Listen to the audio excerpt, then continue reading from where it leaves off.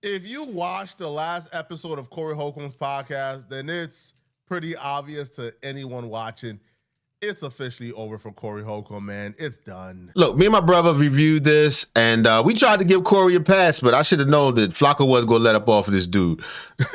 he wasn't giving Corey a shot at all. Corey tried some new stuff on his podcast. It was a little bit weird, and Flacco ain't buying it. Well, Corey Holcomb numbers is as bad as it's ever been. It's been about 2 or 3 days. He still hasn't hit 100,000 yet. This is unprecedented. All right, let's double check that. This video was 2 days old. Let's see if Corey has done any better. He did used to hit at least 250, 300, stuff like that. Never under 100. 95. Damn, that's crazy. That's a drastic difference. Because if you look down, he was at least 150, something like that. He had 95, 200, 250. But he's had low ones. Oh, that's not even a full. That's a part 2. 292. Yeah, they used to be much higher. Damn, Corey. I would have told you about a month ago, Corey Holcomb will be struggling to hit 100,000. You would say I'm tripping. Right. Corey Holcomb has gone from 300,000, 200,000, 200,000 to slow. And don't get it confused. We appreciate all our 17 viewers. They said we got 92. Shout out to the official 92. We respect y'all. I hear y'all now. How many numbers you got? Well, we trying. We ain't talking about me. We talking about Corey. And gradually falling off, staying around the 150, 140 range. Now it's at 87,000. And understand, after the show, the numbers don't increase by that much, okay? I believe when this episode was done, right, after about the first, 12 hours, it was, like over 100,000. After the first day, about 120, 130. It don't really increase by that much for a live stream, especially for Corey Holcomb, right? Because most of the stuff is like age restricted. So for this, only at 87,000, this is as bad as... This is probably worse than I ever expect. I didn't expect for Corey Holcomb to fall off this fast. And it's even more sad because it's not like he came and did the show and he milled it in. No, he worked hard for this 87,000. Oh, Corey worked hard for that 87,000. He was singing and dancing, man. He was trying to get y'all in there. He tried to get y'all back. Tried everything in his power to hit 100,000, but the people are just sick and tired of the show. Corey spent the first 20 minutes of this episode with what I could only describe as absolutely embarrassing himself and taking himself through a humiliation ritual. He had a crocodile jacket on. Vest. Corey Holcomb is sacrificing, the last shred of respect he has left to revive this podcast. Maybe that's the sacrifice, right? Instead of selling your soul, you sell your self-respect. Bro was dancing and singing in what I can only describe as, alligator vest with no shirt underneath, with arms that looks like cadaver arms. It don't even look like his arms belongs to him. Those look like... Got the skinny on, big body. He built like a tree trunk. He got the I am Groot shape. Ozempic arms. Now, I can't confirm Corey Holcomb is on Ozempic. Right, that's just my opinion. All right, this is not factual, but look at his arms. It looks weird. Now, this almost 60-year-old man is singing about a girl giving him fellatio, and I'm like, you're 60. Grow up.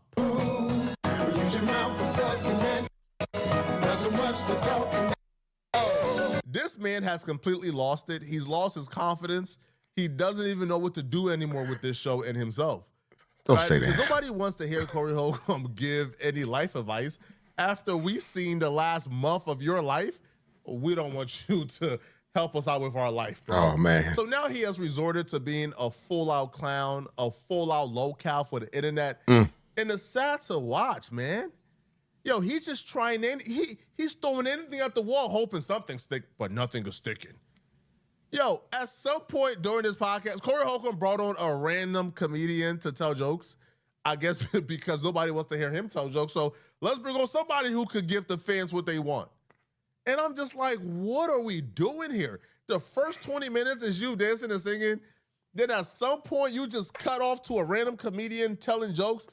All right, now I will say this. As some rebuttal that I got with my previous video I did on this, when my brother and I actually watched the show, one, the people that were there, that 80-something thousand or whatever it is, those people liked it. The comments are really positive. They're not like they were prior to that, right? And the second thing, pushback I got on my video was that Corey has done this before. This is not new, him doing a little variety show thing. It looked weird to me too. I was like, what is this? But they say it's not new, apparently. Shout out to the brother, but why are you doing this to your podcast? Right? None of his original co-hosts is there. It's randoms now on the show. No Strangers. It was just absolutely absurd. Freaky for me. I said, what? She said, talk to me like Forrest Gump while we're... I said, what? Then I thought about it. I was like, Janae, you're right. Shout out to the brother who got the opportunity, man. Right, don't give him shit. Comedy career. But Corey, you need to be imprisoned for putting your audience through this nonsense you put them through. This show, and I'm being honest here, this is not hyperbole. This is literally the worst podcast episode I've ever watched. I've never seen a greater train wreck. Like, we've seen other like podcast episodes from Corey that was a train wreck, but at least Flacco is trying to finish him. He ain't cutting him no slack. Destroy your enemy completely. God damn, Flacco. It was a train wreck we watched on camera where it was drama, is him talking about the nonsense. This time, it was just bad. It was nothing even redeeming about this episode. Now, the worst part about this episode isn't the singing or the alligator vest or the random comedians or the fact that Darlene and Craig wasn't out there. No, the worst part about this are the things that came out of Corey Holcomb's mouth. At some point during this podcast, Corey Holcomb decided he was going to voluntarily expose himself. He was going to confess the things that no man should ever confess to out loud. That's when he got humble. What's comically absurd about his confessions? Much of the things he confessed to are allegations that he put on other people. So now we know, like when Corey Holcomb called somebody backdooria, well, that was a projection, okay? Because ain't nothing more backdooria than confessing that you are a groupie for another man. All right, that's the first thing he confessed. He just outright stated he's a groupie. Yeah, he said he loved Jamie Foxx and he was hating on him for no reason. Basically, allegedly. For a man. But I saw the brother Jamie Foxx. Hey. And from what I understand, I said some stuff about Jamie Foxx before. Now, this is what happens in comedy. Let me tell y'all who's younger than me. If you ever say anything about somebody, the bad stuff is going to stick. The good stuff is going to go away. I think I played with Jamie Foxx, like, I be joking about backdooria stuff and stuff like that. But what I'm saying is, I've always thought Jamie Foxx was a great actor. Yeah. Amazing. Singer. Oof, yes, sir. Comedian, entertainer. Like, I'm a fan. I'm a groupie around Jamie Foxx. Which is crazy to minimalize him joking about backdooria stuff when he was ready to fight Anton about suggesting anything of that nature. But someone that you were a fan of, you was just kidding. He be tripping. Comedian, entertainer. Like, I'm a fan. I'm a groupie around Jamie Foxx. You know what's worse than admitting you are a groupie for another man? Is admitting you are a groupie for a man who you came on your show and said was to being a homosexual. Mm-hmm. Let's just ignore the fact that first that I keep the same energy in person persona. It's over with. Oh, we know You that's don't keep phony. The same energy, bro. You talked about that man like a dog throughout the years. Then you've seen him in person and play nice. But to admit you are a groupie for a man, But he always do that. He did the same thing with Stephen A. that you have claimed or alluded to being a part of the homosexuals of Hollywood is absurd. And certainly, if you weren't Corey Holcomb, you will call yourself backdooria for admitting to such a thing, man. Your credibility is out the window with this one, Corey. You would never get over this clip. I know Jamie Foxx don't really want me around him like that. I said a name. I could say names. I'm tired of smiling with y'all too. I'm tired of being nice. You ain't got no business disliking me because I don't jump in and out of bed with men. That's foul. So you got a problem with me. I'm ousted out of the society you're in. But we don't oust them out of our society. When we see them, we accept them knowing that they have an issue that they ain't proud of and they don't want out there.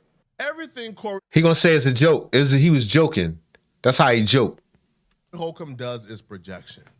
For Corey Holcomb to call every man on the planet in Hollywood backdooria, this is what you confessing to, Corey? You are a groupie for a man who you claim or you alluded to, in my opinion, sleeps with other men.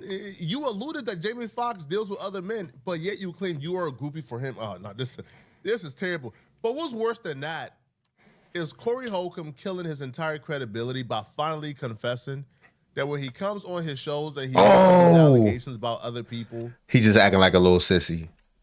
And he throw out these allegations and he talks about how Hollywood is this, this, and this. Well, Corey Holcomb just finally admitted the loud part out loud, that what we all knew, which was he's a hater. Corey Holcomb finally confessed that the reason why he comes on his show and talk about these people that are doing great things is because he wants to be a part of Hollywood. Right, so when we know that. He comes and talks about how he don't want to be a part of Hollywood because Hollywood likes men in Hollywood. You know, like you got to do butt stuff to make it far in Hollywood. Well, Corey Holcomb finally confessed he only says those things to his audience because he secretly still wants to be a part of Hollywood. So somebody told me when I said stuff about him, and I just want to apologize. If I said something about Jamie Foxx that was bad, I mean, who's got the courage to say this? Because I think I've said this before. I think I was a little salty because I wasn't able to hang with Jamie Foxx when I was around him. Oh, they didn't invite you. Have y'all ever been in that situation where you see somebody and you want to be down so bad and you don't get to be down? And we know this. Like, it's obvious. It's obvious. Yeah. A new term I heard recently, maybe my old got it. It was FOMO. What is it called? Fear of missing out. FOMO. Yeah. FOMO, fear of missing out. I felt like I didn't fit in Hollywood. Yeah. So I was like, maybe I was FOMO, fear of missing out. Yeah. Maybe that's what was wrong with me. Cause see, I feel like I'm that, older. Corey. I should have been further along in this career. I don't really fool. It's too many shenanigans. Man, when I went to the concert with Joe Coy and Gabriel Iglesias, my old agent is their agent. That's crazy. Wow. Like I was with the big agencies and all that. And we know like I didn't fit in, so I was. And that's what people say, that he destroyed a lot of opportunities for himself. I don't know if that's true, but that's what's been alleged, that he was with everybody. He was afforded tons of opportunities. You know, I remember him definitely from Wildin' Out and from various shows and what was it, Black Jesus and all that other stuff. But even prior to that, you know, for a long time, he had a lot of opportunities. And apparently, so they say, allegedly, I don't know, he destroyed things on his own. So some people have a self-destructive personality. I don't know what the deal is. Rebellious. But you got your own lane, though. I got my own lane, and I'm proud of it. Yeah, I'm proud of who I am.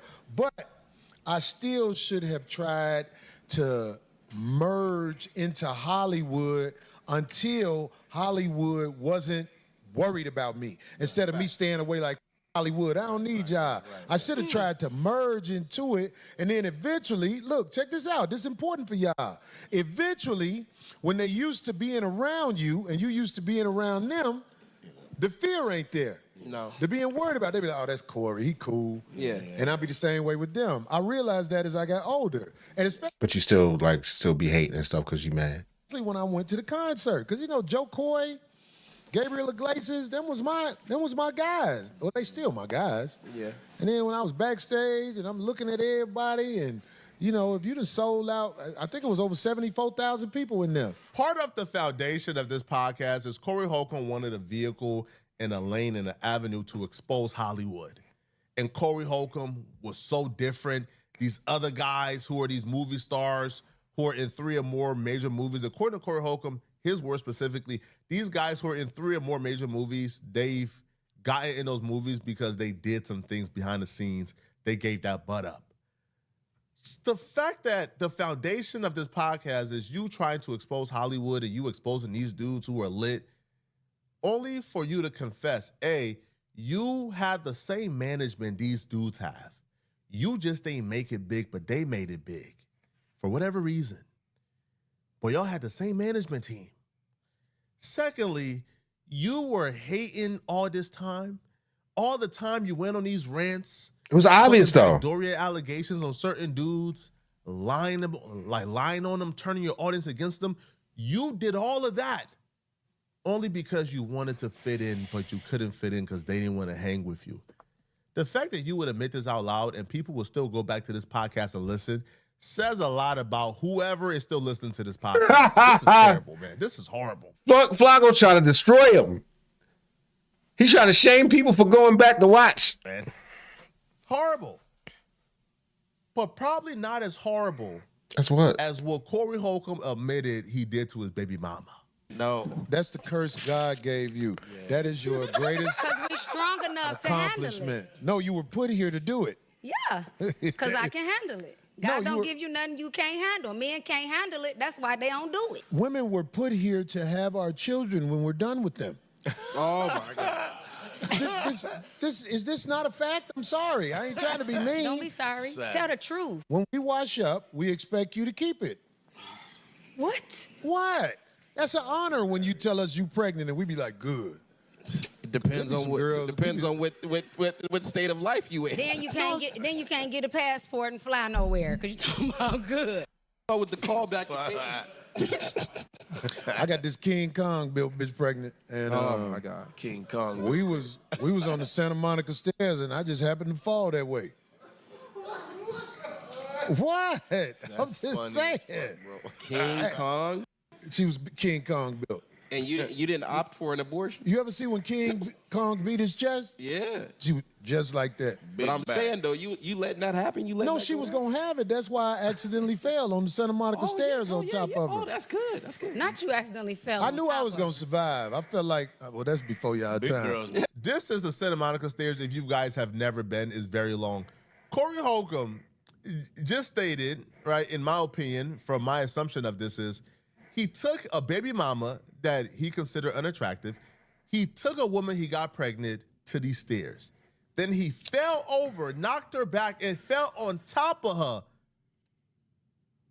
And that caused her to have a miscarriage, to not have the baby.